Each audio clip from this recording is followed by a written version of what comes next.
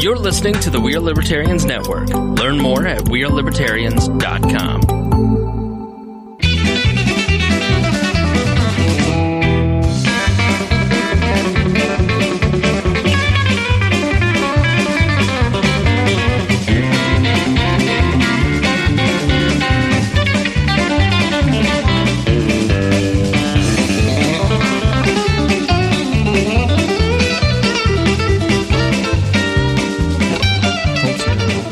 Welcome to the Boss Hog of Liberty podcast. This is episode number 100. Wow. And 89. Oh, I thought it was on the 100 show. That was a long time ago. Let me send you his favorite podcast, Suck It Juice in the Morning.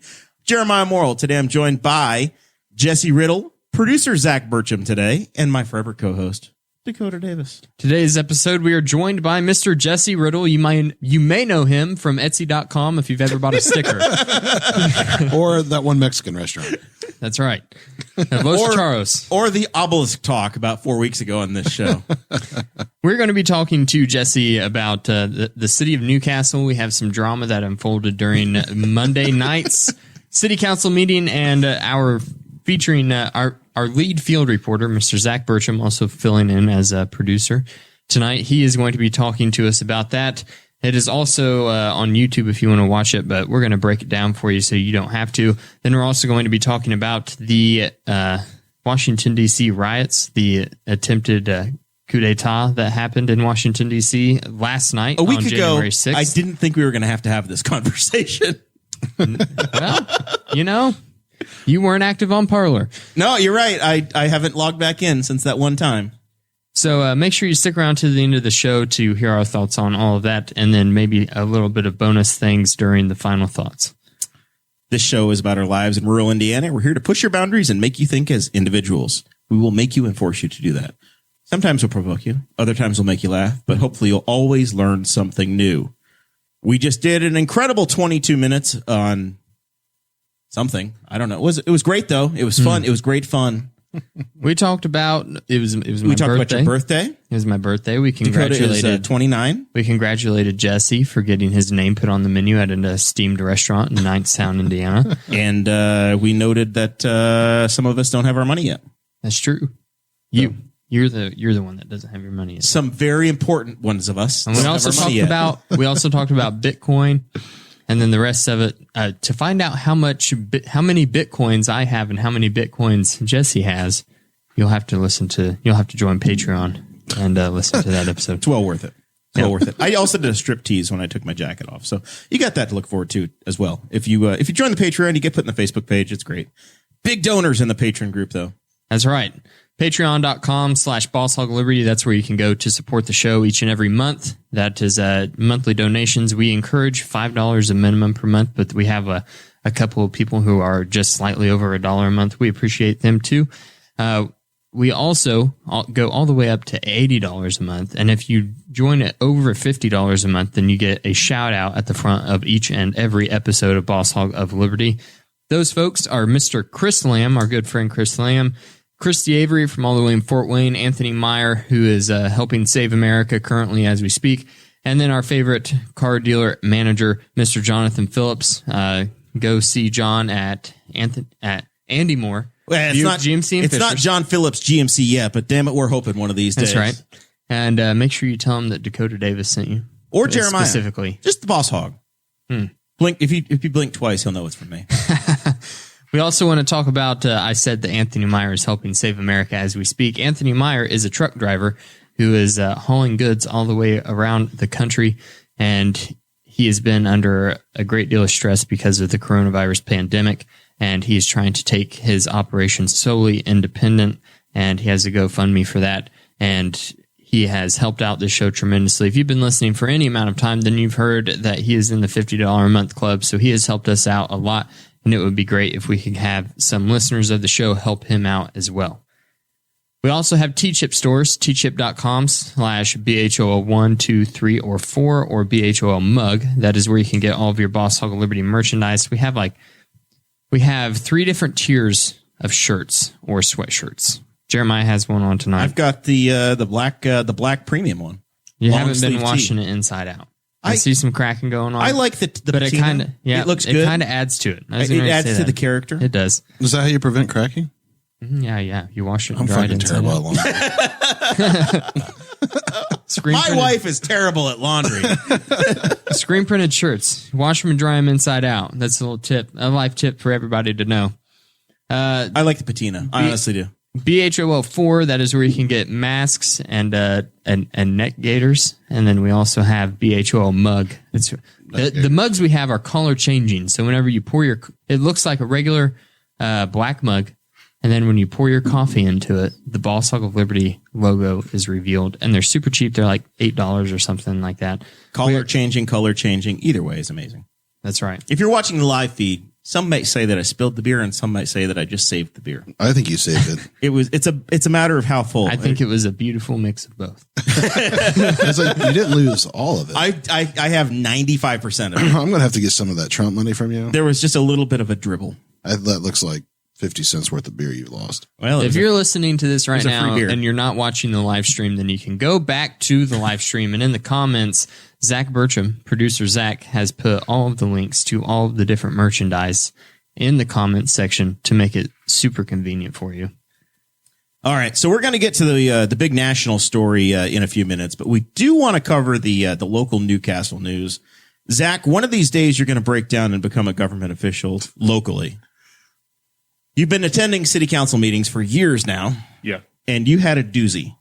Yeah, it was interesting. Turn yourself up just a little bit for me. I was pretty glad that I was not in chambers for that one. I was like, oh, I'm okay being in my kitchen watching this meltdown. It was contentious. So they had a segment of it was the first of the year, the first city council meeting of the year. And apparently Councilman Dickin, very good friend of the show, Councilman Dickin challenged everybody to bring back some New Year's resolutions. Yes. And as they were doing the New Year's resolutions, there was one that was Councilman Peckinpah, who's also been on the show, shared he was frustrated with a lack of communication coming out of the executive office, out of the mayor's office. Yeah. And that led into a discussion about city trash, which God knows that cities and city trash. This is a constant thing that they talk about. We can't in the county. We talk about energy, wind farms, ordinances, that kind of junk, and in the city, it's always trash. It's trash, toters, all kinds of large trash items, whatever. Yeah, so much trash talk in this. Yeah, so they discussed a couple weeks ago. It wasn't even really an ordinance; it was just kind of a presentation about a potential plan to. People want curbside recycling. Currently, we have some recycling dumpsters in some strategic locations around around Newcastle. Some of them are locked up during the night. So you're not supposed to burn your plastics and newspapers together? No, not really. But there's just your plastics. And there's a set that are open. They're available all the time, but they're behind the police department, and they end up being just like a dump.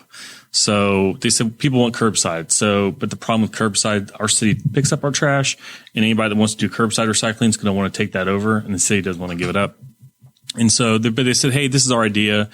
We think we can take some of this toter money that we've got going, which I believe is my understanding was, and then once we have the toter situation under control, because if anybody drives to Newcastle, about 30% of the toters are like missing a lid or broken lid or something. What are toters? Toter trash cans. It's a dumpster. You'd call it a dumpster in Kennard. Yeah. Okay. Or wherever you're from. Shirley. Where are you from? Yeah, Shirley? Knightstown. Well, before. Oh. Yeah, Shirley. Toters are just like the specific cans that our one-armed trucks use to pick up. So, brand new one-armed trucks. Brand new one-armed trucks. Yeah, old ones went out in a blaze of glory. And was Rex known about that?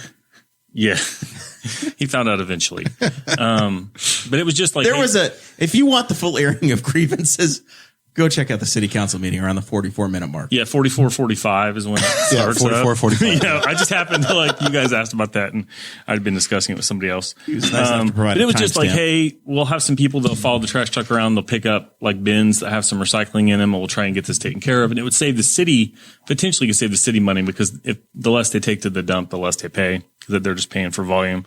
And then it was just kind of tabled, like, we'll figure this out in a couple of months or whatever. Come back to this meeting on Monday, and the mayor has decided that he's going to do a 90-day trial with our trash instead of going to the local landfill, going to Muncie to their landfill in exchange for them potentially doing curbside recycling. And he didn't mention it. The city council seemed to be largely unaware. There's one city councilman that seemed to be much more aware than others, but that wasn't super established during the meeting. So, and they were not happy about it. Yeah. So, and then it kind of got, because then they were explaining why, and then our street department chief said that the garbage trucks have popped $11,000 worth of tires, had $1,000 worth of tow These are the new ones? Yes. Wow. Well, no, not just the new ones, I guess.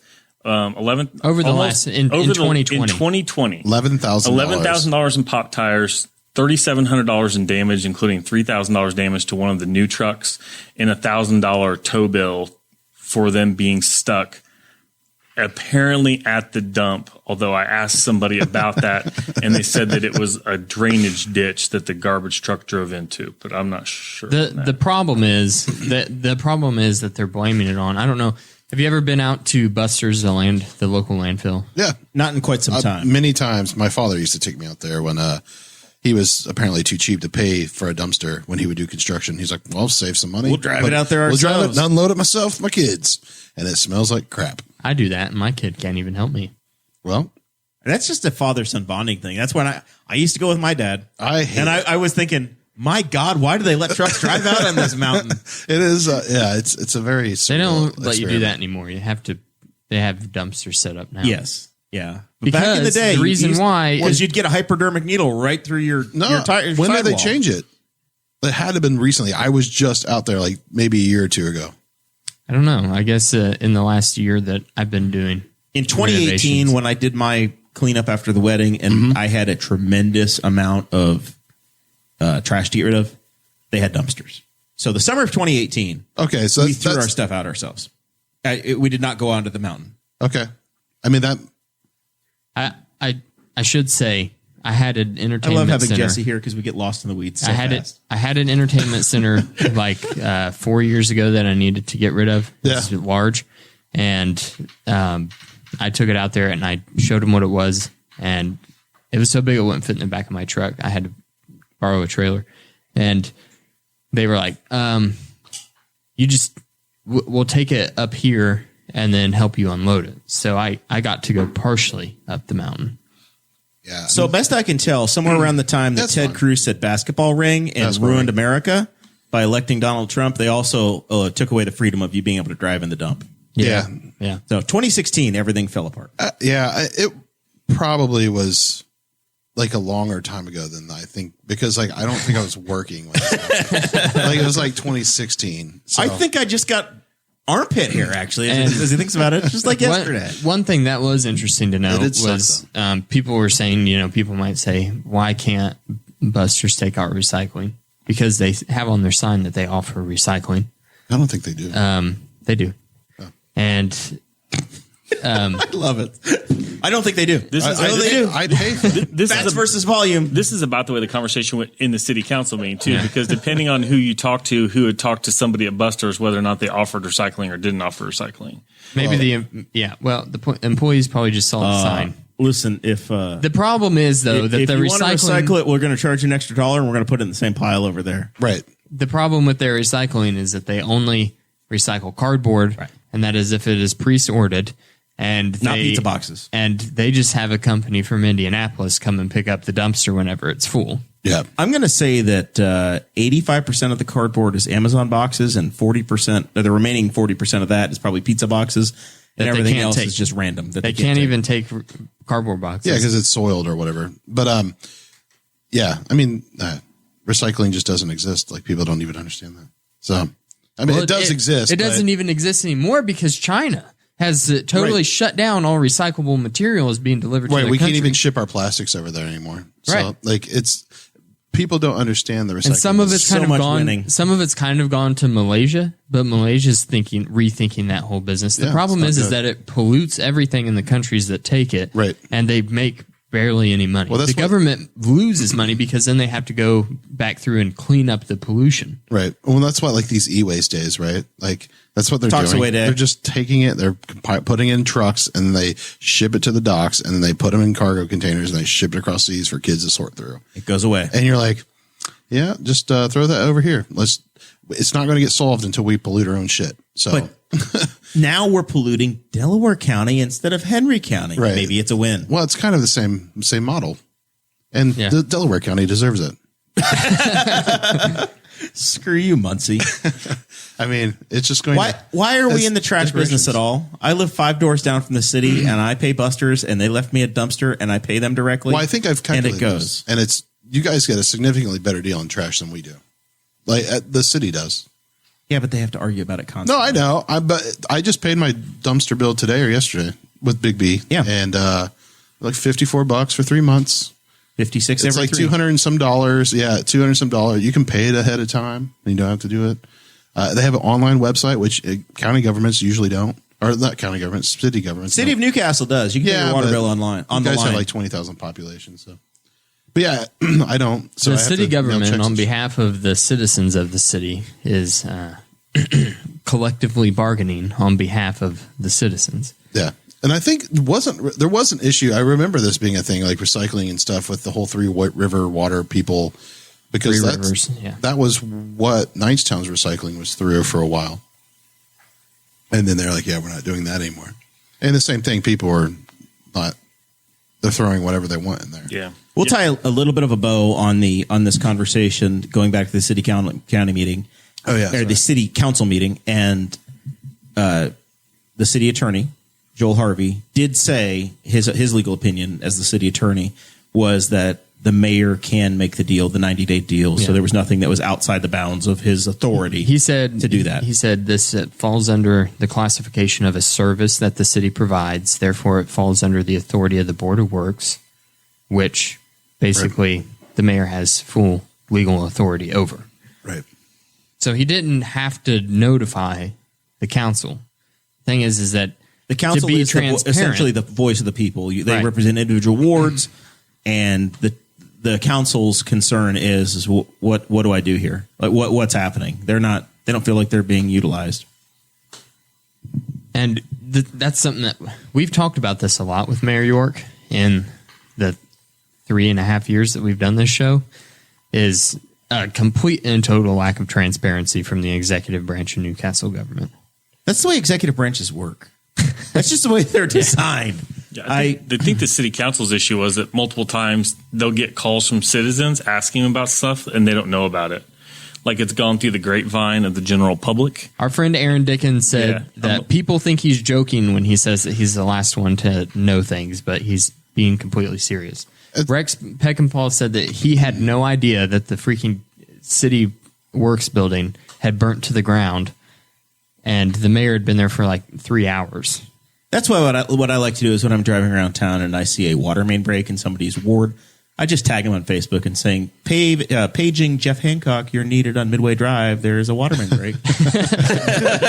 Clean up on Midway. To be fair, that would be a more efficient system. It would be like eventually, like people adopted it. Like it would be much faster, but whatever. Rex continuously said that Mayor York was a terrible leader. He did. His exact words. That's a quote. If I don't even care if you live in Newcastle, because I don't. And watching that, You don't was have to be a great piece It was of comedy. exhilarating. It was a great I loved piece of it. comedy. It was great to watch people like Rex just go, well, Mayor York or whatever, going, I am the leader. I am the leader. And Rex go, you're not a leader. You're terrible. like Seinfeld. Like it was like, you're terrible. It was so good. But I think I loved it. What's really funny though is like, I mean, communication, like we were talking, I guess, before even we went live for the Patreon users, which you all should join, was that like there's different types of people, right? Obviously. And I'm one of the people that I like to over communicate and stuff. And some people just are not that. Like they think that If you have a question, call me. Call me. And you're like, this isn't, and there's nothing I will say. Like Jesse and I have a great relationship. We haven't talked in 3 years. yeah. He has a problem, he'll let me know. I'll let him know. But what it's funny, like, is it's not just government problems. Like, imagine, like, I've been working under people, and like, the worst thing that you can do is let your boss find out that something you did from their boss. Like, it's the worst thing in the world, or from another department, right? And for a customer to pick up the phone and tell your boss, "Hey, Jesse has a problem." Yeah. Or the customer say, "Did you guys know this is broken?" And you're like, "Nope." So, I mean, it's a big thing in the IT industry is that we have a lot of metrics and stuff, right? Like monitoring and metrics and like observational stuff going on. And the whole point is that we don't want to be caught with our pants down because it sucks. And when you have like really large contracts with people, you want to be like, yeah, we know we're already on it. And you want to, preferably you communicate it to them, Yeah. Hey, this is broken. We're fixing it. Yeah. So it's not unique to county government. DraftKings broke. Fantasy. My gambling here. DraftKings broke on Sunday, week 17 of the NFL. Yep. They said, "We're terribly sorry. Here's $10 free." Nice. That's how you fix it. Yeah. Here's a free $10 bet. Yeah. I mean, I don't think our company does that, but I wish other companies. I wish Coinbase would do that. Coinbase was down yesterday or today or yesterday. Yeah, you get one free Bitcoin. It'd be a lottery. A lottery for one customer will be awarded a free Bitcoin. The valuation of it from 2012. Yeah. Here's $3. Oh man. All right. Let's is that everything we needed to cover on that front, producer Zachary? Yeah, I think so. I just recommend watching it. Anybody watch CNN yesterday? No. I watched many channels yesterday. I watched Twitter feeds yesterday, CNN, Fox. I watched InfoWars. I watched my mom's Should've watched Snapchat that. story. Yes. I love my mother so much. So she has a knack for going to a concert and recording the entire concert and putting it on her Snap story. Joyce, She's that you gotta person. stop doing that. She's that person. Listen, Audrey and my parents and I went to Chicago. We saw Joe Bonamassa in concert. If you've never heard of Joe Bonamassa, you need to look him up because I think he's the greatest guitar player of the 21st century. And we were sitting in the auditorium that he was playing in, the theater, and it was just filled with boomers taking videos on their cell phones.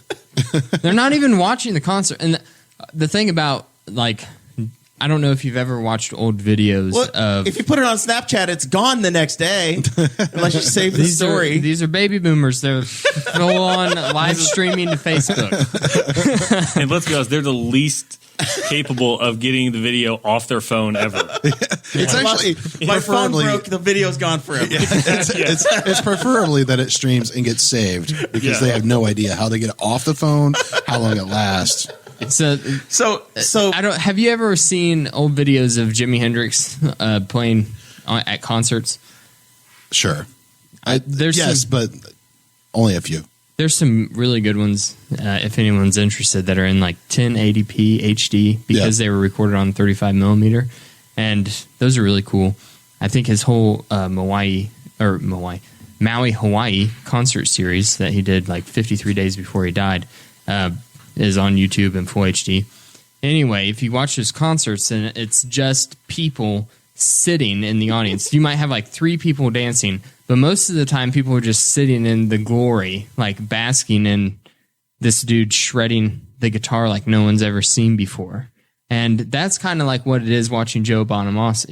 You basically just sit in your seat the whole time, and you're just in awe that someone is able to play an instrument this well. Well, you've got to capture it for all of your friends. So then it From really Road ruins the GG. experience whenever the next 18 people in front of you have their got their phones up. phones like this, and they're just staring up at the phone screen the whole time. A real They're good watching boomer. the concert through the screen. They're not even enjoying it on the A stage. real good boomer would bring their iPad, so that way they could still see it. That is a great thing. Just like at the IMS, you'll see that. You'll see some guy, he's running around taking a pic, and he's holding up like the biggest iPad there is. I'm like, Gen 1. I'm like, how is that efficient? Like, So that happened. And Mason, by the way, Mason is the one person, Mason Rottinghouse, our very good friend. He's the one person that actually does it successfully because he'll sit at a concert in the pit on the front row and know what song to record when it's something special that an artist hasn't cut and they're just recording one thing. He'll get that song, put it on YouTube, and get 1 million likes. He's done that with Luke Combs a couple of times, and it's been very successful. He's got featured in like some on Whiskey Riff or whatever. Yeah. He's done a really good job. But if you're in the 47th row, you don't need to do that. It's not helping. No one anybody. cares. So anyway, I told that story because this morning I'm looking through Snapchat and my wonderful mother started recording the CNN thing. And I kept watching and I'm like, she's recording her television. And I've gone through like 5 of these videos. And I'm like, oh my God. And then it would come back to her and she'd be like, I'm hooked on it now. I have to finish. And I'm like, oh dear God. Because I know what happened yesterday. And I gave up after had to be at least a half an hour of her recording this stuff. What's really funny. So you could just catch the rebroadcast on my mom's Snap story. But what really is funny is the inception of what's actually going on. So typically a lot of the CNN stuff is going to be live footage from other people. So they're recording the action with their phone. CNN's playing their videos and then your mom is recording it. So it's like a 4-layer abstraction of what's going on. And it's all just getting saved on Snapchat servers. Yeah. And you're watching it on your phone. Yeah. And someone's behind me watching and I don't know what's going on. It's like those. And the FBI officer who's been assigned to watch me, he's going, what the hell, Jeremy? It's like those people that take pictures. Yeah. They just like zoom in and out. Yeah. The same photo of it. I was thinking the same thing.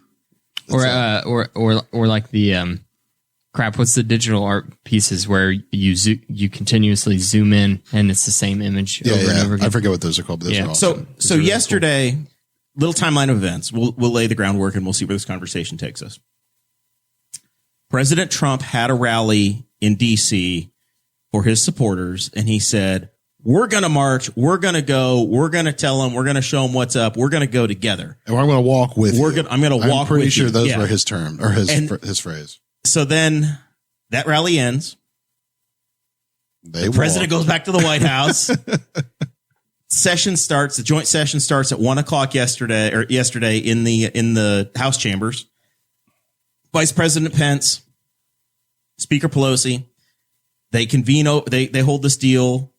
I immediately get flashbacks to horrible libertarian conventions. And it's House member asking questions of Mike Pence using parliamentary procedure. What time are we going to say this is done? And then Pence and they're like, first of all, Nancy Pelosi yells at them for having too many people in the room. And they're like, how can we object if we're not allowed to be in the room? And it didn't click until about 20 minutes later that they had already scripted this whole damn thing. They already had what they were going to say literally scripted. The objections were already written down and turned in and at the front of the room. And then who was going to speak and what was going to happen. And they had a whole plan for the show. The first or second congressman that tried to get up there to ask the question weren't asking it. They weren't in on the game. Right. So that makes sense why they're confused. And then this Gomert guy, congressman from Arizona, turns his thing in and he's like, yes. And Pence is like, have you submitted it? He's like, yes, of course. Has it been countersigned by a senator? Yes, of course it has. It's been signed by so-and-so. And then they hand it to Pence. He gives it to the clerk. They read it. And this is all on my mom's Snapchat. You can see every bit of this. This is all there. I got to see it a second time. Great. So this all happens. They retire to their separate chambers. And I'm like, this was all theater. Because I was immediately going, I can't wait to see Mike Pence actually have to fight this out and lead all these wayward, crazy congressmen. And I realized it was only one or two of them because there's a Facebook status that I put out there saying, I can't wait to see Pence call somebody dilatory. They're dragging this out. They're being, right. And Pence is having to wrangle the wild. And then it took this turn where they all went back to their chambers. The Senate had to go debate for 2 hours. The House had to go debate for 2 hours. As this is happening, the protesters have now arrived from the rally and they're at the steps of the Capitol building. In the protest, Donald Trump, in the rally, Donald Trump got up and he said, we won this bigly. It was huge by huge numbers. We won. And you guys know it. We're not going to let them do this. We're not going to let them take this away from us. And he said the same message he's been preaching since the election, that they've stolen the election. In 2016. He's been saying this since the election in 2016. And he said, we won. This is a sham. And he said, we're going to march on Washington. Yep. and I'm going to lead you in the march on Washington. Everyone starts going crazy. They're cheering. They're so happy. Then Trump got back in his limo and he went back home. Do you think he wanted to go with them and the Secret Service said you can't? Or do you think he was just going to go watch it? That's exactly where I was going. I honestly think that Trump wanted that. I think that Trump wanted that picture to be plastered all over Twitter to him. Have you guys seen the pictures of whenever Alex Jones has led rallies? Oh, yeah. Where he's got his chest puffed out on that super male vitality. Yeah, super male vitality. And he's like walking like this with a swagger. And then there's like a bunch of people carrying flags behind him. I think that Trump wanted to be Alex Jones. He wanted to go out on the That's how jealous he is. riding the white horse. He wanted to be. Somebody bring me my Arabian. He wanted to be marching in the front. But see, Trump has already put the Secret Service through so much hell these past 4 years, just like with these off-the-cuff rallies, and they've had to figure out security. Riding around in limos. They finally were like, sir, it's not going to happen. Too dangerous. You can't lead these hundreds of thousands, because there were so many people. They're armed. Yeah. They're wearing Viking helmets. So Trump's like, fine, whatever, and he just goes back home. But he's probably very But he upset. doesn't tell the people, hey, yeah.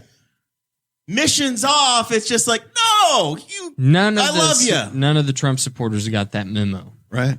Secret Service never told them. Yeah, well, they didn't ask. That's right. They should have called. They If you have didn't a question, just call. Hey, boss, we still doing this? No, I got to go home. I got a steak well done with ketchup I need to eat. Got a curfew. Yeah. So they get to the White House. They get to the Capitol building. I'm a guy that's gone to D.C. 4 times to go visit Congress. I've never been allowed in the Capitol building. I've been in the Cannon office building. I've been in the Rayburn building. I've never been in the Capitol building. Have you tried wearing horns? It's secured, right? You have to have an appointment. The strangest thing that happens is, if you guys don't know, then the mayor of Washington, D.C. specifically said the D.C. National Guard will not be mobilized without my approval. Right. She said the D.C. police force is well equipped enough to handle anything that might happen with the Trump rally. So they got to the Capitol. I don't know if she was underestimating the reach that Donald Trump's Twitter has, thinking it's only going to be a few hundred people. They got to the 1,000 Capitol, tops. and then all of a sudden it turns from they're watching what's happening inside to how the hell did they get there? And they're up at the top of the stairs. And then... Well, they got let in. There's some videos where some of the police and then have the let next them thing you in. know, Yeah. you see people busting out windows, and then you see the hell with it. They were They're Well, coming through. and there's people fighting back. Like, to be fair, there are people who are like, don't do this, and people fighting it. It's just like the whole BLM. There was a stuff. mob, right? It Yeah, literally the president. Yeah, they didn't. There's no incited leader. a mob. There's no leadership, and they're all like, "Listen to me," and they're like, "No, listen to me." Like it was like it's a bunch of Trump testosterone. rally, it was a really weird thing in the Trump rally. As he was leaving, they were getting so hyped up. It was like a Pentecostal church service. They were all like, "We love Trump, we love Trump," and they were going crazy. And then all that energy. So they put on their war paint. Oh, dude! Like there. So one of the videos, I think it was from. I think the guy has a handle. He's like what is he? The black conservative preacher. He has some content, and so he was there. And one of the guys, like everybody's just got like adrenaline running through their eyeballs, and you can see it. Like I've been there, and you're like.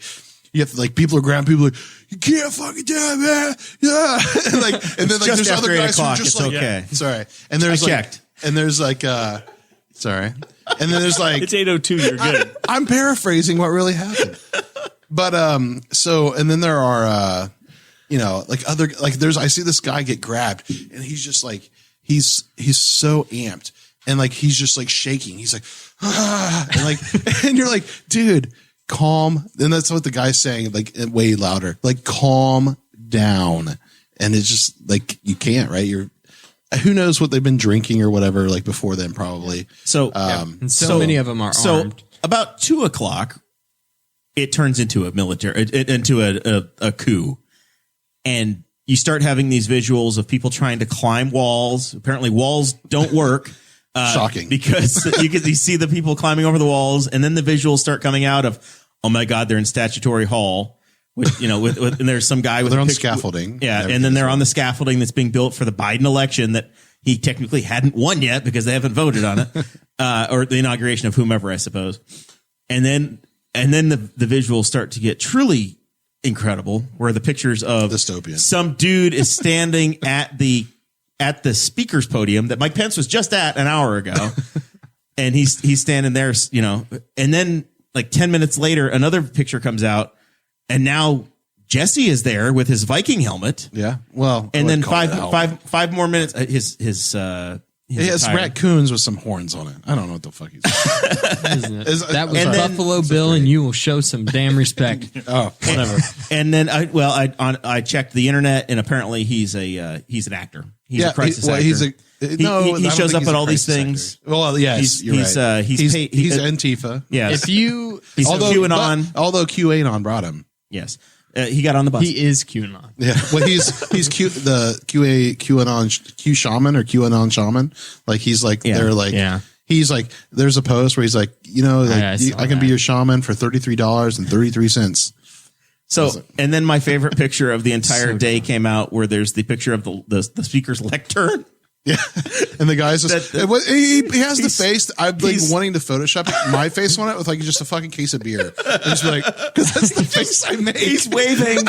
It's total chaos, but he's staying in the ropes. Do you know who he looks like? Is Chip Gaines, as everybody says. He looks like Murray from Flight of the Conchords.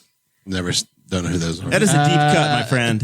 I know who the Flight of the Conchords are. I don't know what on your Google. Like. He's like the happiest looking guy committing a felony. Oh, I know. In a picture ever. What's you're like Murray you're going to get arrested eventually because this picture exists, but like you're like just to have the joy that guy has in that moment. He's so happy with himself. I think his name was Adam Johnson. He's from Florida. Yeah. The internet. the internet detectives are very quick. His wife is a doctor. He had to get rid of he had to get rid of his Facebook account immediately. Yeah, I tried to find it, couldn't find it. They had to take the numbers off their house. I think that morning because they can't figure out. Hey, 802 is here and 806 is here. I wonder where 804 might be. His wife's a doctor.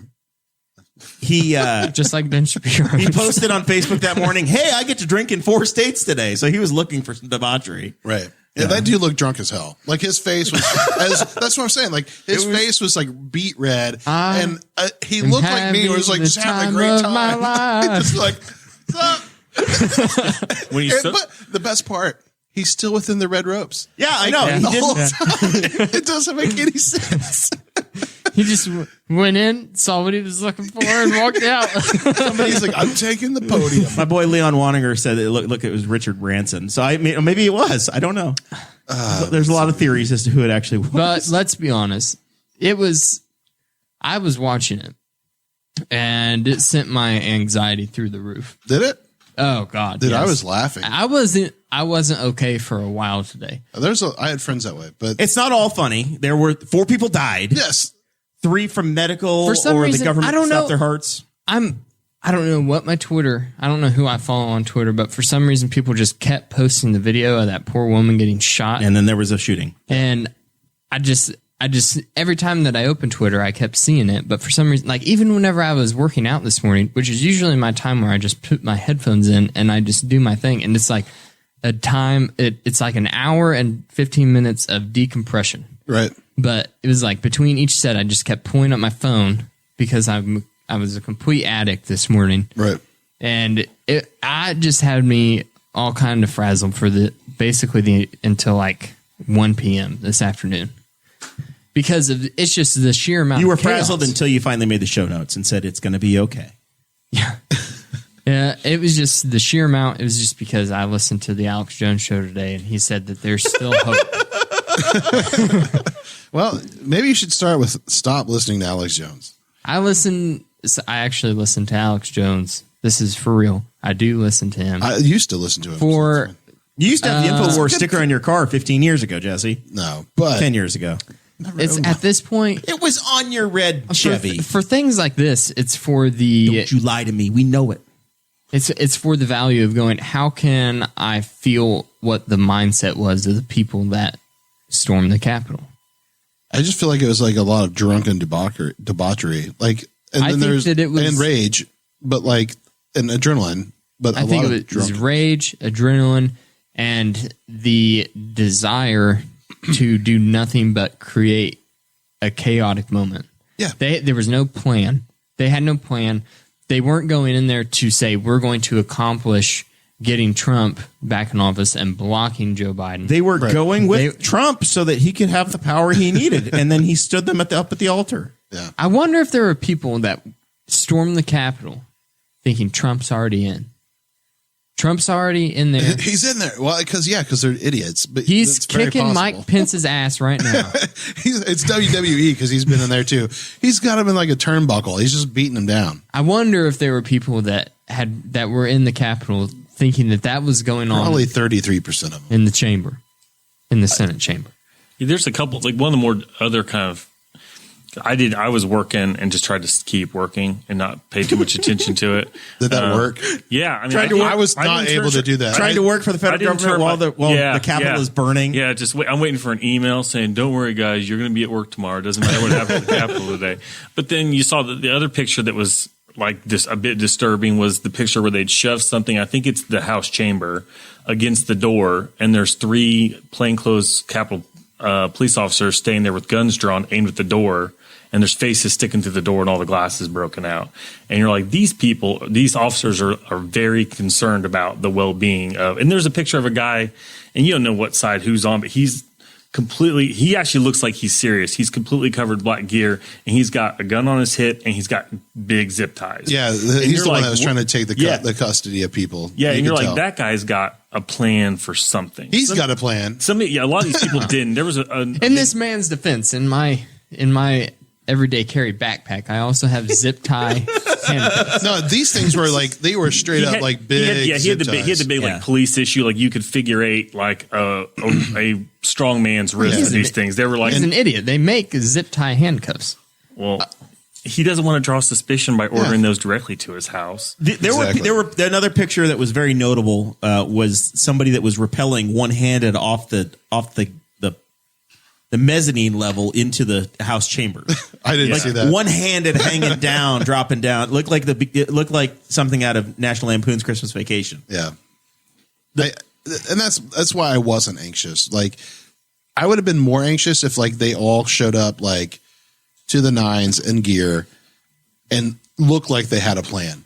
Like then I'd be like, well, this is a real coup for real. What I was like, worried this about, is like planned out. Yeah, but the government isn't that building anyway, right? No, it's not. But that's where the people are, right? That's why they're there. They're there to again. They were there take because hostages the president incited a mob and caused a riot. Right. What I was worried about the whole time, because I get off work at 3, so like You were ready. I'm off work and like this is all going down, and I can sit there and watch it. And Jackson takes a nap at like 2:30, so it's like nap time. House is quiet. I just sat there and was absorbing it all, and all I was thinking about was, first of all, I saw the woman get shot. That was a horrible situation. And then I've thought, dear God, someone's got a bomb planted somewhere. One of these lunatics has gone in there, planted a bomb, and we're going to see somebody was arrested with like 9 Molotov cocktails. Yeah. They're in their truck. Yeah. We're going to see hundreds of people die, and a very important historical place in our nation's capital is going to be destroyed in a way that it hasn't been since 1812. That's what was going through my mind the whole time. And then like this morning was, whenever I was anxious about it, was just like the leftover feeling of that and being like, what damage has this done to our social institutions and the tradition of the transfer of power in our country?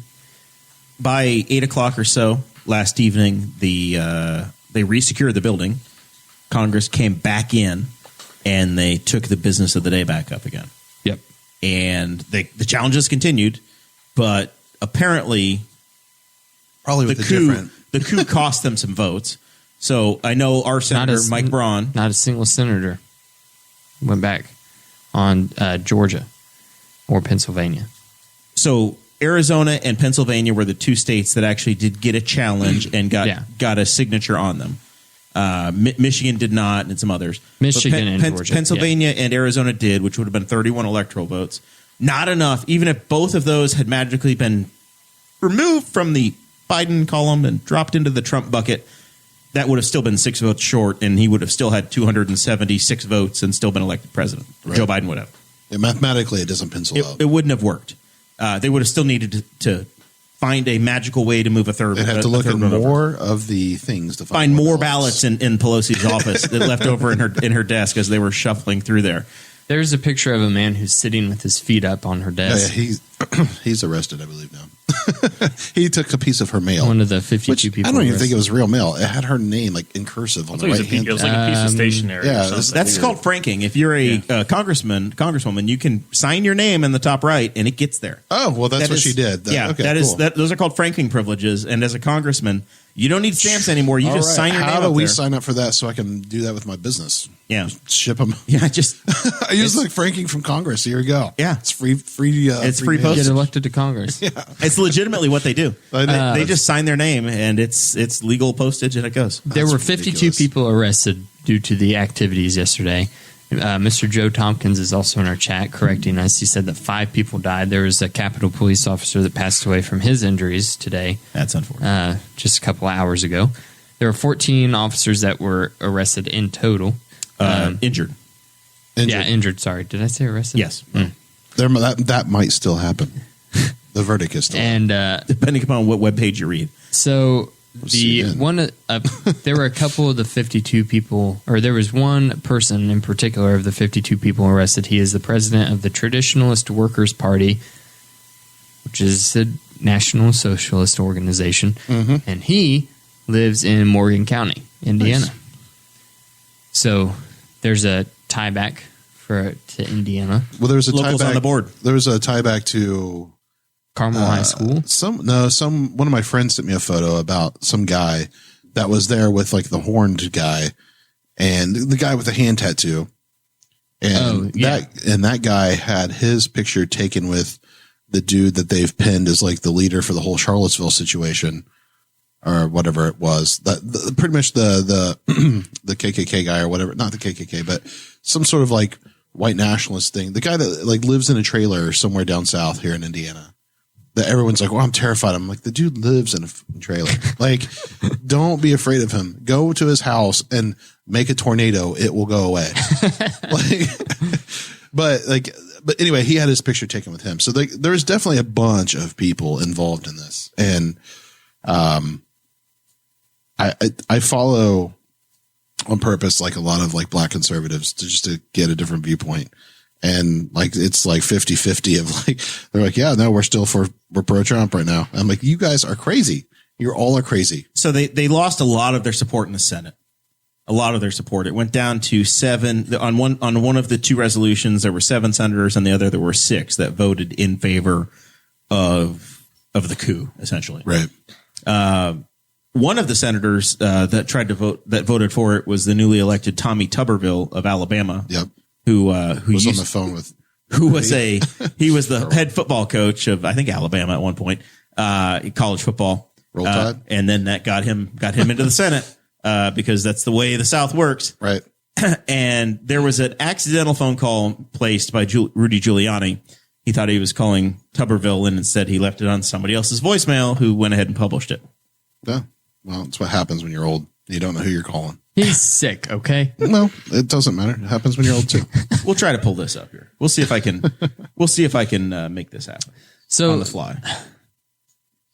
I don't know. The whole thing just bothers me. Yeah, no, I can. The way that you were talking in our episode chat, I could tell you were bothered.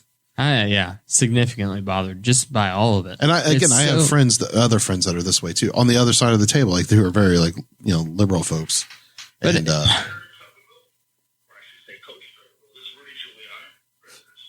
I don't know where you're. I'm trying to play this. But well, you need I to think find it's a on way the bottom. Yeah, they're on the bottom. You need to put it directly on the microphone.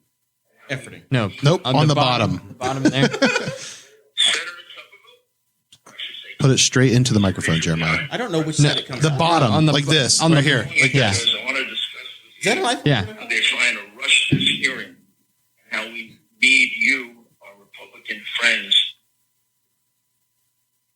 just turned it off. So Jeremiah may also be calling people. Get these legislatures to get more information to you. And I know they're reconvening at 8 tonight. So, but the only strategy we can follow is to object to numerous states and raise issues so that we get ourselves into tomorrow, ideally until the end of tomorrow. I know Mcconnell is doing everything he can to rush it, which is kind of a kick in the head, because it's one thing to oppose us. It's another thing not to give us a fair opportunity to contest it. He wants to try to get it down to only 3 states that we contest. There are 10 states that we contest, not 3. So it goes on from there, but it's this long rambling voicemail on the wrong account. Yeah. Zach, did you get to how you felt? Like, I guess you said you were at work and watching. I don't know if this whole time, I'll be honest, this whole 4 years, I've just the system is going to work. It's not perfect. It's ugly. It's inefficient, but to the people that still think that he has a chance, that there's a chance and that there's some basis, I don't understand those people, because at this point, the conspiracy is the most elaborate and widespread conspiracy on earth, because it apparently involves the entirety of the federal court system and then 5 dozen judges. And judges he appointed. And yes, several he appointed, including the entire Supreme Court. And you ask people for proof and they're like, there's nothing there. So these people. No, you have to prove that it wasn't stolen. Yeah. And I want to come back on some people. I'm like, you know what? You cheat on your high school girlfriend. Prove me wrong. And I don't have to. Joke's on you. I didn't have a high school girlfriend. Yeah, well, prove it. Prove you did. Because that's how outlandish it is. And so I was just like, okay, this will be all right. I didn't follow it too much. I saw you shared the link in the chat. And so I saw the video of the woman getting shot. And I'm like, and what was even disturbing about that and back to the concert bowl is that the only people that were checking on her were Capitol Police that were right behind her when she was shot. Where were the other people holding their cell phones? Yeah. But listen, there's man, 8 cell phones. There's guys that when they took over the Capitol armed with selfie sticks with their cell phones on them. So there were a couple problems whenever the woman got shot as I was watching it. So the problem was there was a secondary barricade that was. It was set up in the hallway where there was some furniture pushed up at a doorway. There's a guy around the corner. She was trying to get to where, and behind that secondary barrière is where Vice President Mike Pence is. Right. Vice President. Well, that's why I thought the people who shot her was Secret Service. But they called him a plainclothes Capitol Police officer. Sure. And he was standing guard of the secondary barricade behind those doors.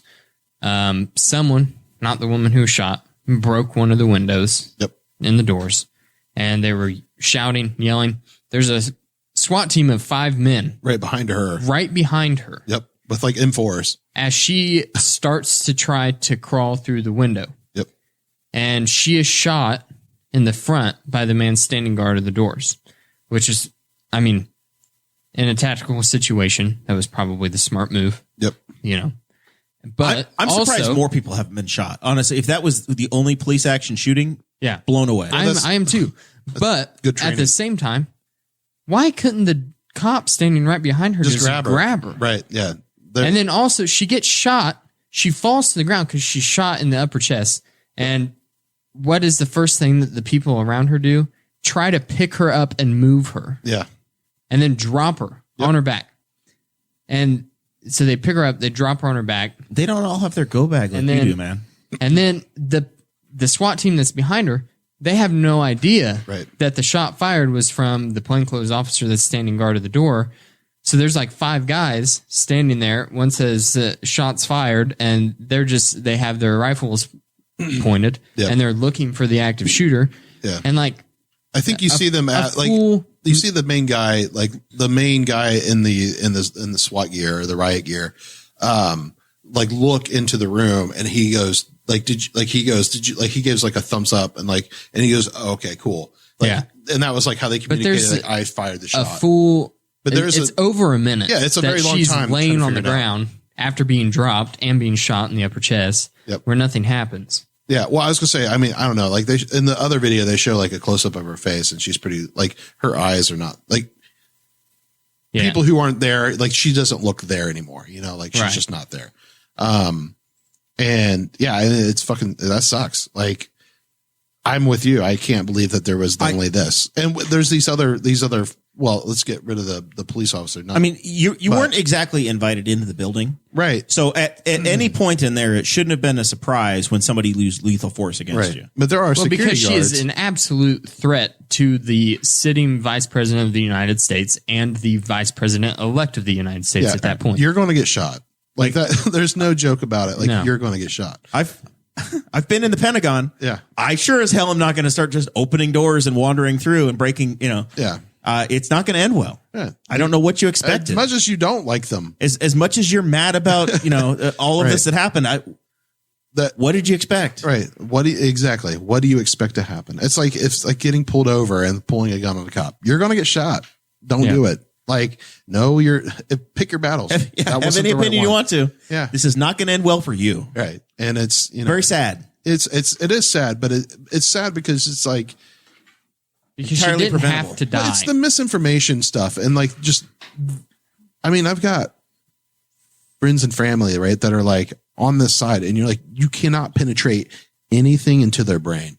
You're like I had my brother call me. He's like, well, I've heard the Bitcoin is the whole point of that's a global world currency. I'm like, no, that is not what it's for. Like, it's actually not owned by anyone. Isn't even possible. I know. Because the whole premise of it is decentralization. But yeah, you know, but you can't talk logic to these people. They won't. So I'm just like, yeah, right on, man. Well, cool. And hope you're doing well. Because it's not worth the fight either. A different point of information. And that was, I have the Mitch Mcconnell speech pulled up here, which I want to play a clip of because he was really good. Turtle. This is probably the only time on this podcast in the history of the podcast and maybe the future that you're ever going to hear me compliment Mitch McConnell. But he did a great job giving his speech after all the chaos ensued. And that was kind of one of the things he mentioned was we needed to stop dividing ourselves into two tribal camps that look at two separate facts. Right. Yep. We carry two different sets of information, and both sides claims that they have the real facts. And social media is making it worse because nobody's listening to each other and they're just blocking each other. It makes it way worse. We all live in incredible echo chambers. Which is why, to kind of make a callback to why Rex has the balls to fucking go off on the mayor is, and I know this for a fact because I've done it as a corporate employee. It is so much easier to yell at someone through a video than to do it at the table.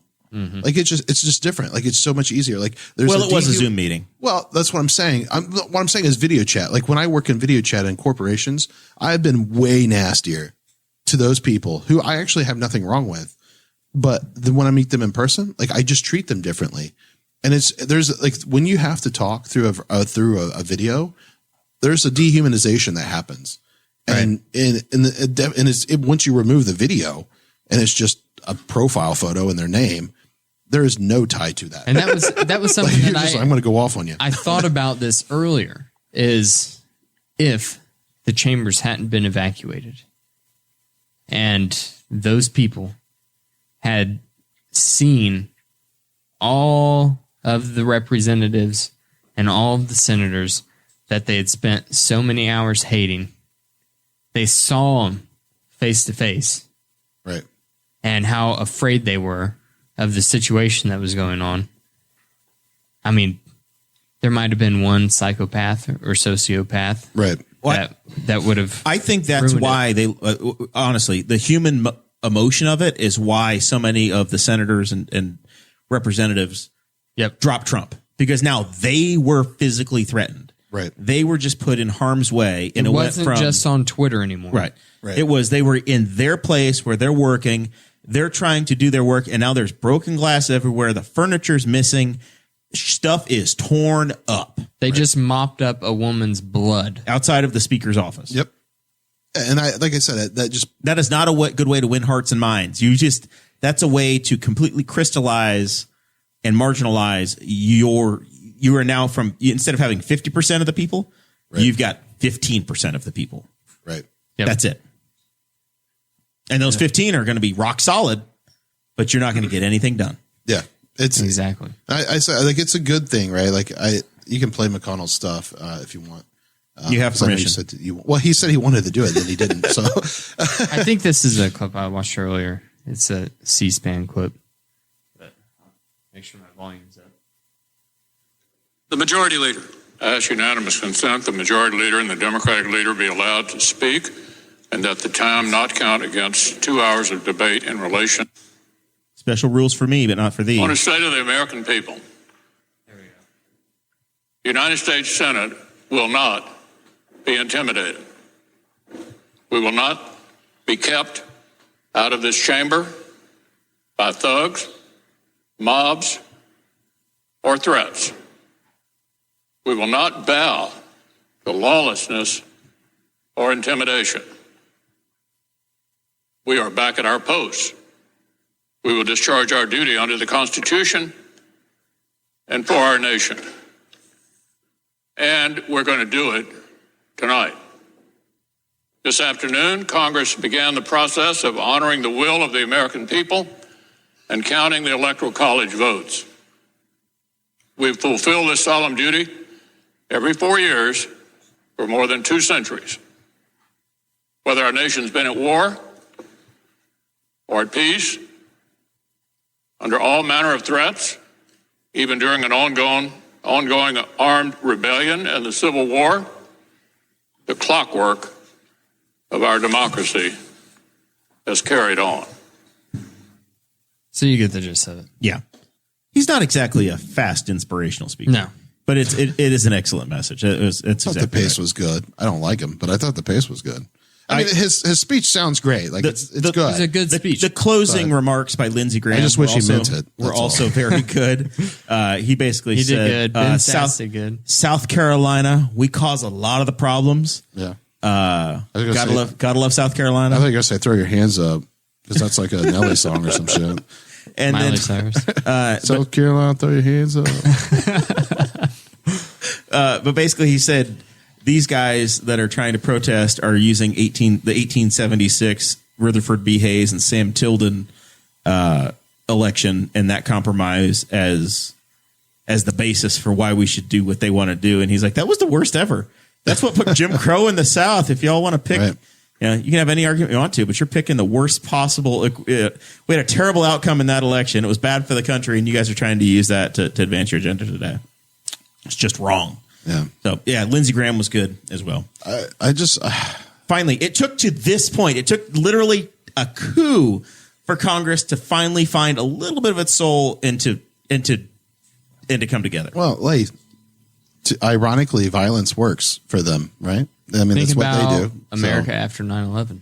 Yeah. I mean, that's the thing, right? Is like How does this stack up, Dakota? That's right. You don't have a real recollection of 9/11 as somebody Adult. with real, Let's say that. yeah, Yeah. with real consciousness at the time. Yeah. yours isn't artificial like everybody else's.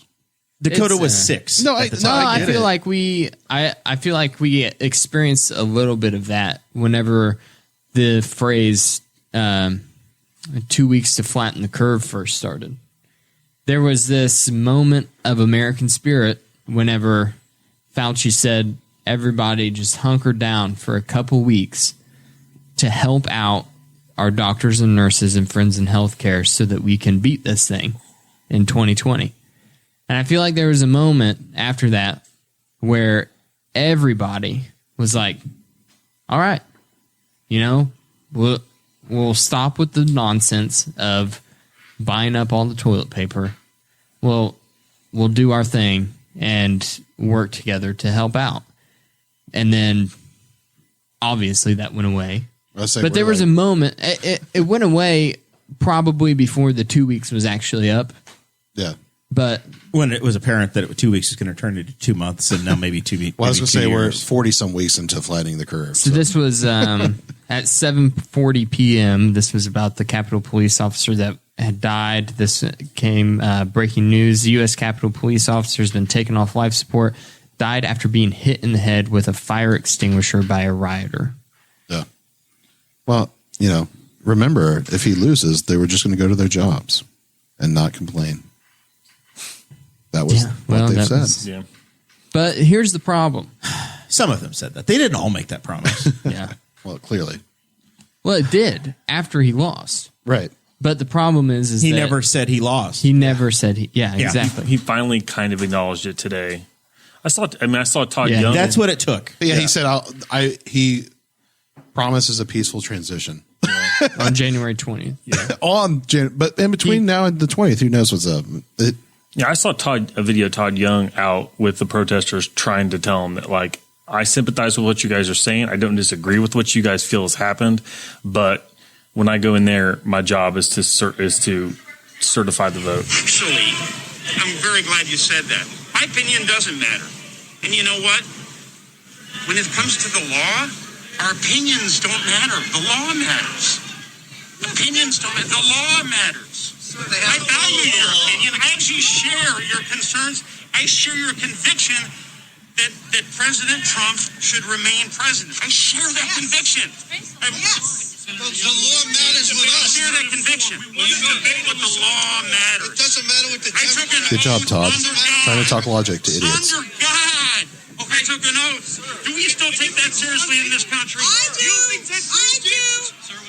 Did you hear That woman has her shirt up. Did you hear It's unreal that this he is said the man in the crowd that said it doesn't matter to the Democrats also said, and what, you don't think Ted Cruz did?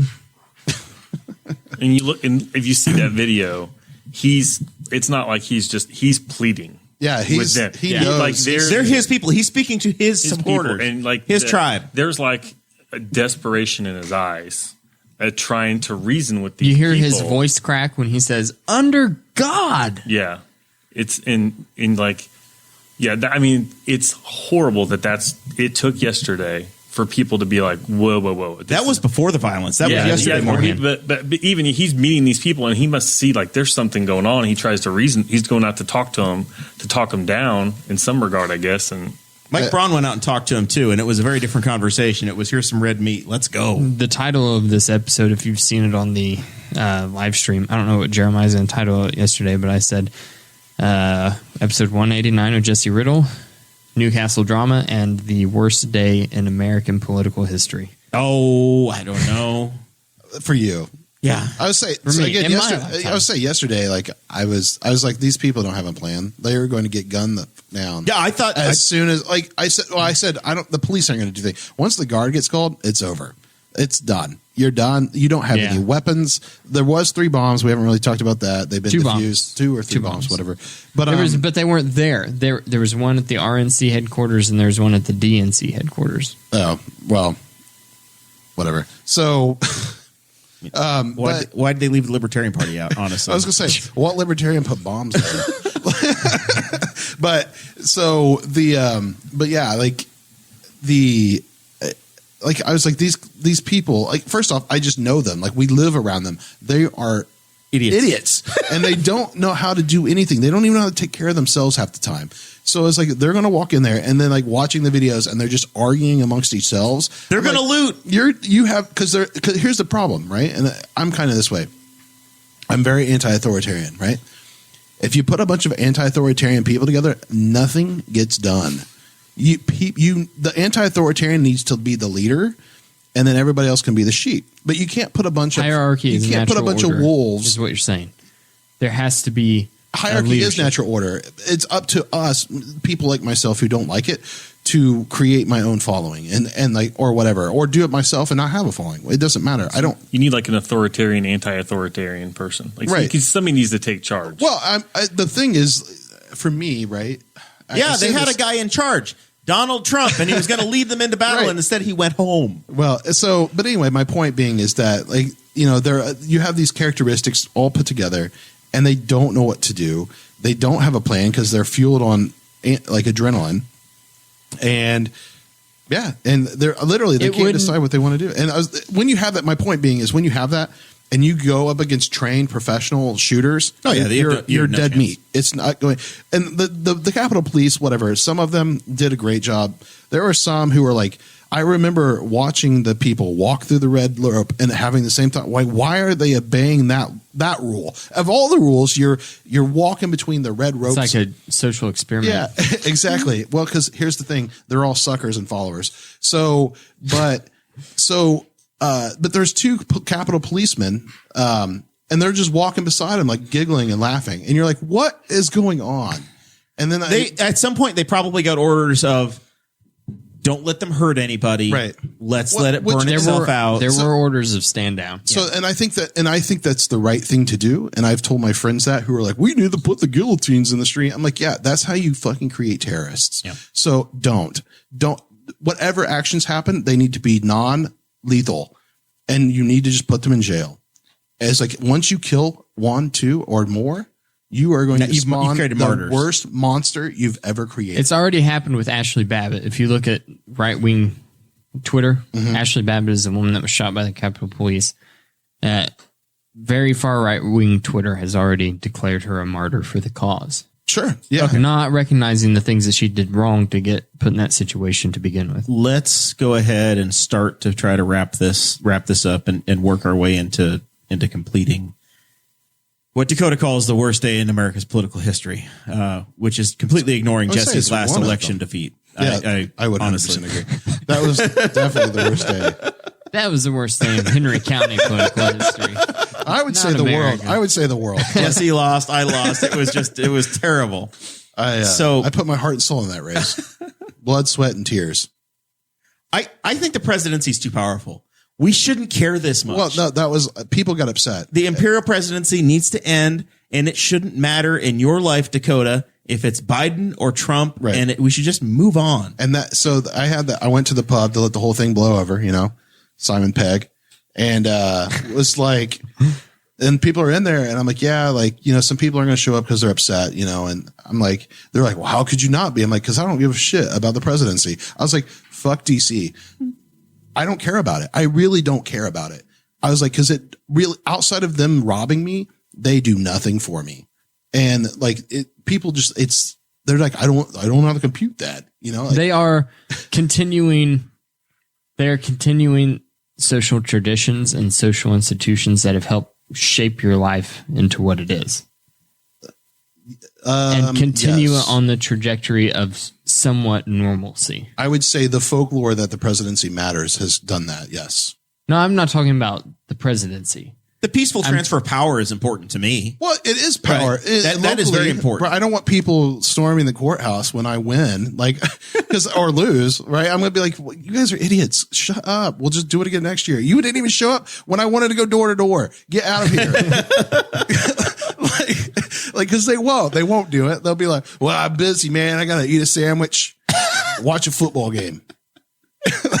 They don't care. They don't care about politics. No one cares. They just local politics. But people they have halo effect and they just get drawn to it, like lights or whatever, moths to flames or whatever. But you're like, they have that blue check mark, so they're celebrities. It's because they got bombarded with it on a daily basis. Oh yeah, no, yeah, exactly. And so again, it seems like it matters a lot. And I forget if it was in our chat or someone, but someone's like, the only really person laughing today is Putin. I was like, guaranteed.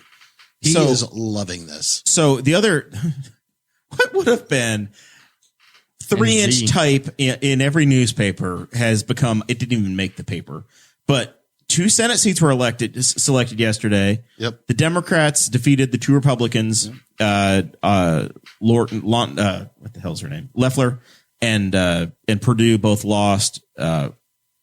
Getting 2 new Democrat senators from Georgia. It's 50-50 now. And it's going to be 50-50. So you're going to have a new majority leader.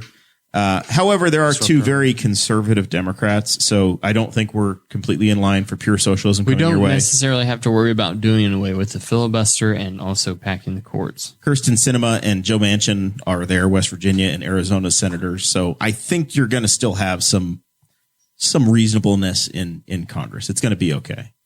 The thing to worry about, though, you just showed your true colors there. Yeah, it's going to be. It's not going to be. We're going to be fine. I'm like, who's we?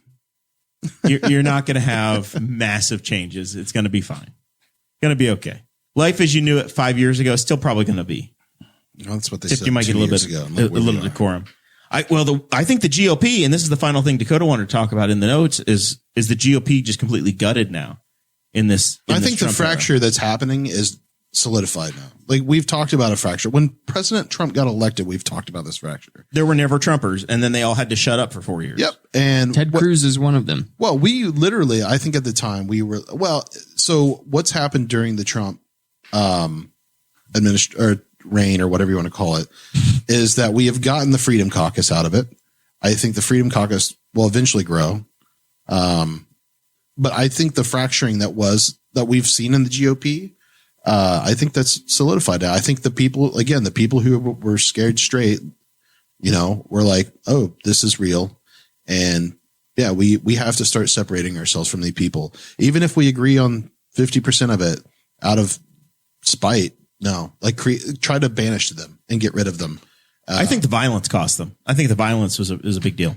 No, I think it did. But I'm with kind of like what he's talking about. I think that woman getting shot is not good. Like, when it happened, I was like, yeah, well, you just created a complete terrorist organization. Good job. Dan Crenshaw, Texas congressman, Navy SEAL, one eye.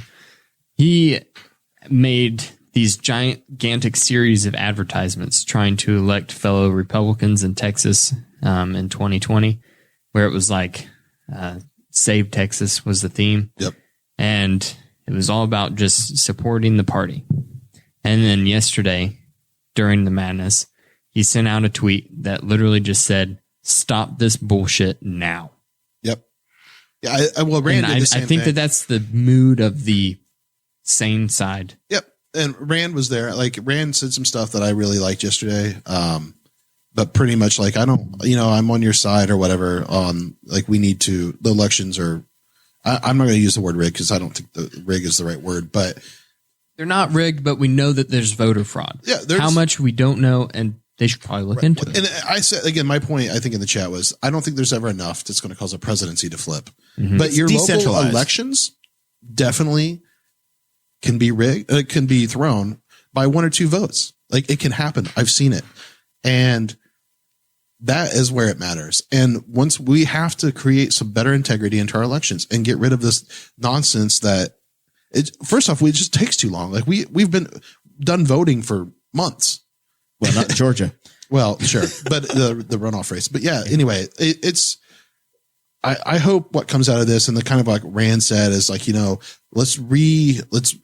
I understand being upset, but resorting to violence is not the answer. Right. And that's kind of why we're all here, but you need to channel that energy and anger into productive work. And that is, how do we build more elections that have better integrity? And he used different phrasing, but that's really what he's getting at.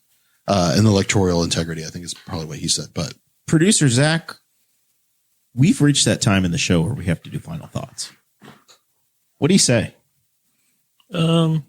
Yeah, I mean, I'll roll off what Jesse was saying. I think, they need to work on. I don't mind a patchwork system of electoral, kind of state to state thing, because I think if you centralize that too much, then it makes it too easy to mess with. But if it's it'd take a lot of work to figure out how to hack a bunch of different states. But yeah, the thing that's kind of seems to be the balance with that is to make them secure without limiting access, because that seems to be the thing that it appears. If you listen to Democrats, they'll tell you that every time you're securing an election, you're making it harder to vote. It shouldn't be harder. You can make things more secure without being harder. But it's just been an interesting week. Let's hope. I mean, I saw a funny post yesterday, one of the few funny posts that said, I reject after my free 7-day trial of 2021, I want to return it and get a new one. It's like we are. It's 2021 is not looking. So hopefully things can calm down. And I hope that at least yesterday maybe it'll be a turning point, and that the Republicans will at least say, we're not dealing with people like that. We're done with that. We're cutting that out of here, and we're going to get back to what we believe in. And it's not necessarily just being, the tribalist kind of thing. So hopefully it'll be a little more civil. I think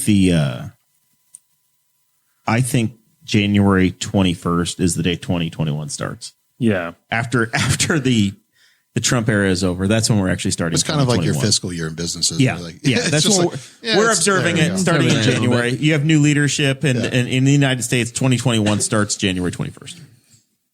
That's when we're. Are you okay? Yeah. A little shake, a little too much bourbon, buddy. No, I had a random cough. No coughing. I Riddle. You're not allowed to cough in 2021. Snuck up on me so fast I didn't even have a chance to cover was my like, mouth. He had a seizure. Everybody. That's another carryover. That's another carryover from 2020. No coffee until you're vaccinated. Jesse, what you got? Final thoughts? Yep. Yeah. Buy some stuff from you on Etsy, right? No. I mean, if you want to, go for it. What's your Etsy shop name? Naked Viking 32. I really don't remember. I need to change it. I think on the last show I talked about like a nerd squirrel. It's going to be something I'm doing a venture on. I want to like. Jesse works at the speed of smell. He has ideas, but getting them out there. I work a minute. full-time job and I drink. So in between those two things, I get work done. He's a Bill Gates, but he needs a Steve Ballmer. Well, I am the Steve Ballmer, because he was the one that, anyway, there's a whole IT joke about the Ballmer curve if you're not aware of it. But yeah. But anyway, Nerd. The final thoughts are, I highly recommend trading in some of your Federal Reserve notes, definitely based on the episodes of yesterday, and hedging your bets on the Federal Reserve note and buy something in cryptocurrency. Bitcoin is still a great option. You might lose some in this year, but going on, it'll still be a good gamble for you. I guarantee you. You would rather have cryptocurrency than owning companies. No. Or property. I mean, I'm like, that's the, because literally, if you have stocks or mutual funds, you'd rather have cryptocurrency than that? No, it's a hedge. So I didn't take all of my IRAs and move them into crypto, but I still, to hedge right now, there are hedge managers and stuff and some other financial like investors who are like 5 to 10% of your investments should be there. So, I highly recommend it. Like I've been on this show for years and Bitcoin was only like $5,000 when we talked about it. Today. It broke $40,000. So everybody's like, it's all time high. Don't do it. Guess what? You're going to lose some, but eventually you're going to win. So I think that's anything, what just learn about cryptos it. do you currently own? I own some Bitcoin. I own What are those numbers? Cardano. How much Bitcoin I own? No, the number of your Bitcoin. Could you read that out? Probably like 0.006 something. No, it's got like a code. It's like a 17-string No, that's code. your wallet. Yeah.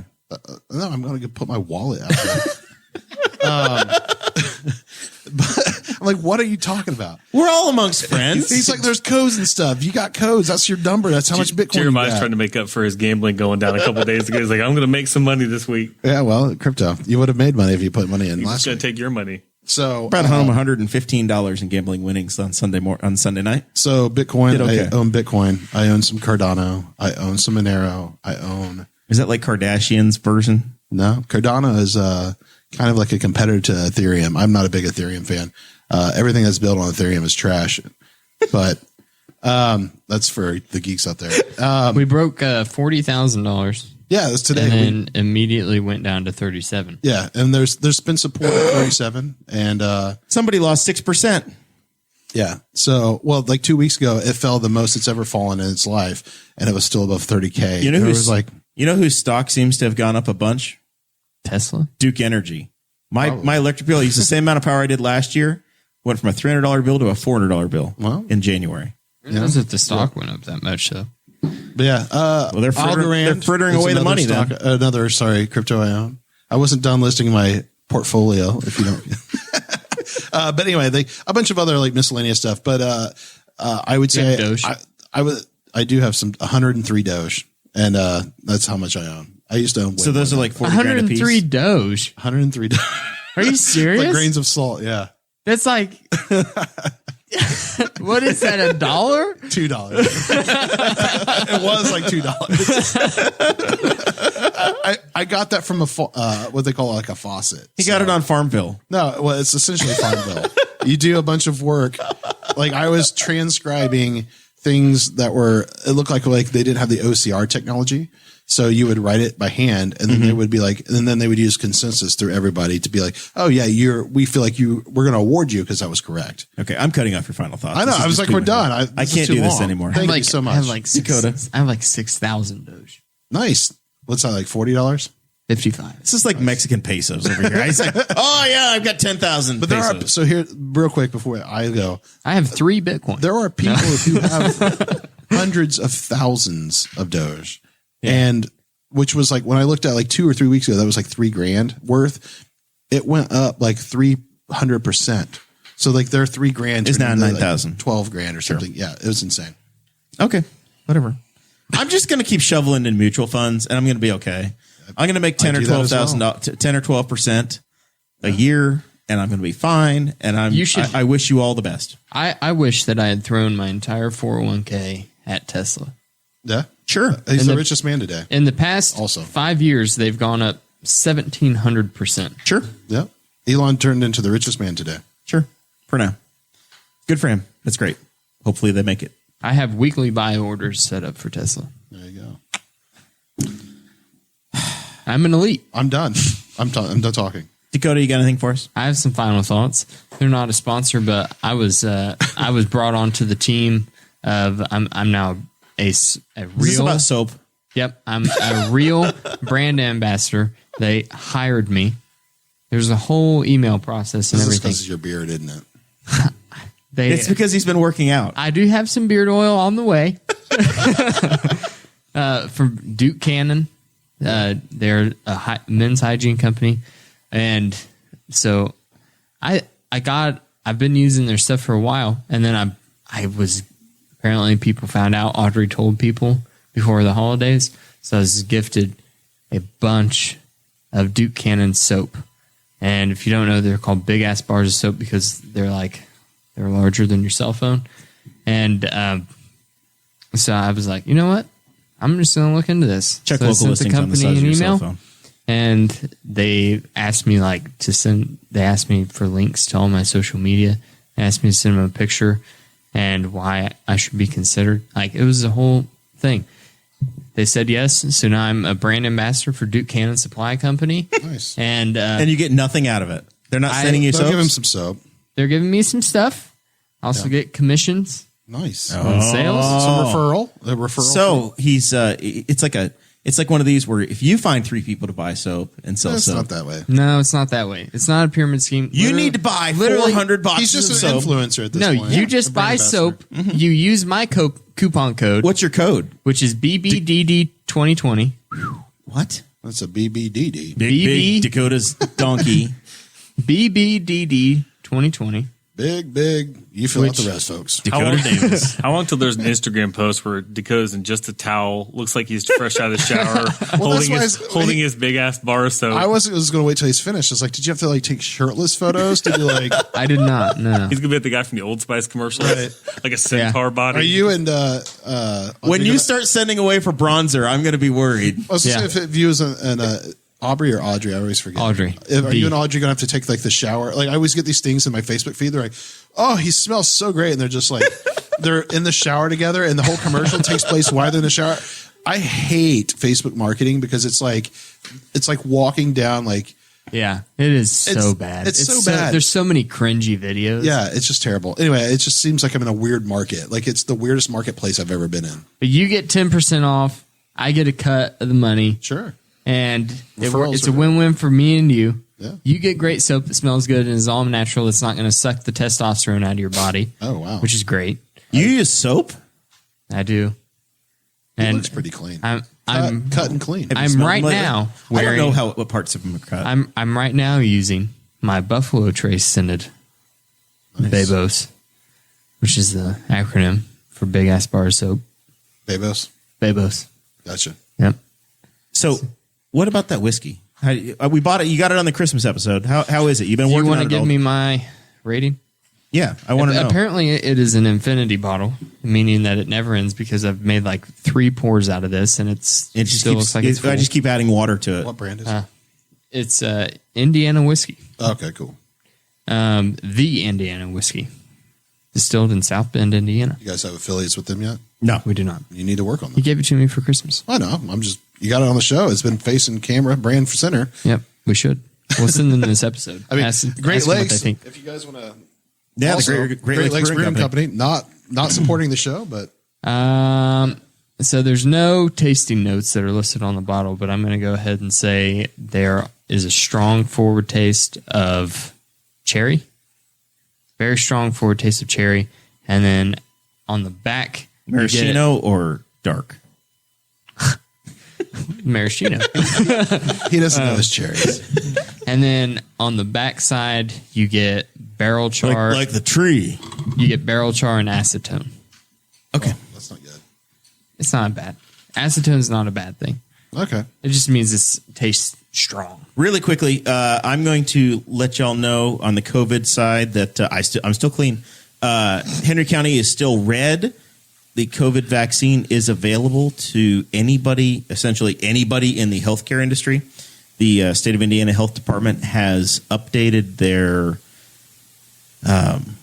list of personnel that's okay, and it is an incredibly massive list. If you have anything that requires you to have scrubs or see somebody that wears scrubs, you pretty much can go. If you work in any sort of a patient-facing opportunity, you're good. I thought service industry folks were available now. If you work in a pharmacy, if you're a physical therapist, if you are a school nurse, if you work as a funeral director, almost anything, you're good to go. If you're a speech pathologist, you can get it. I am one of those. Long-term care facility residents are eligible now, so they can get them at this time. First responders, cops, sheriff's department, DNR conservation officers, all of those folks, EMS, they're all ready to get it. You just have to sign up. And then starting yesterday, January 6th, anybody ages 80 and over is eligible for it. And then the state's going to continue to release it as you drop down in age. So Dakota is going to be a generation behind all of us that are over 30. I will not. I Get will in be line. getting it in like the third phase. Why is that? Because He's infrastructure. Yeah. Yeah. I don't know. I haven't seen that Technically- part announced technically, yet. I'm there infrastructure should too. I don't know what counts or doesn't count. It's Well, I mean, he's they- he's touching stuff. They said it. The CDC sent out the guidelines, and I forget. It literally said some sort of tier 3 This is some of the that confusion. utility workers fell under. This is some of the confusion between the state system and the federal government's version of what. Yeah, I guess I don't know if the state is following what the I have some friends who are CDC recommends. teachers, and they were told that they could get it. yeah, I've heard And, this. and they were kind of told, they're like, well, can you sign there? And he said there was a bunch of spots to sign up. And they're like, and they called to check and like, hey, we're teachers. And they're teachers at a school that's at least partially in person still. And they're like, the worst we could do is tell you when you know when you get here, but go ahead and try. And so they're going to try tomorrow. There you go. I learned today that the iPhone speaker is on the bottom. I didn't know that. So that's Hashtag TIL. That's great. That's great to know. We'll be back on Thursday of next week. Our boy Justin Juice Kelly is going to be here of Juice in the Morning or whatever his show is called now. I think he's rebranded, relaunched. I think he is merely. I think he's a producer for our friend Matt Wharton's podcast. For the You'll sort it highly out next inappropriate And, podcast. Yeah. Now they're HI Entertainment. Yes. Did somebody break it to him that the Oyos no more? Nope. He's going to have to find that out when he rolls into town. Rest in Broken peace, hearted. Oyo. There's All right. Oyo's other places, though. This is, rest in peace, Newcastle Oyo. This has been fun. We appreciate it. Thanks you all for joining. We will see you next week. Thank you for listening to the Boss Hog of Liberty, which is part of the We Are Libertarians Network. I am Chris Spangle, and I am the founder of this network, and I invite you to listen to all of our shows, which you can find at WeAreLibertarians.com or by searching for these in your podcatcher. The flagship show is the We Are Libertarians podcast, where we apply libertarian principles to current events. The Brian Nichols Show is a conversation amongst Republicans, Democrats, Libertarians, Independents, as they talk about what is happening in the news.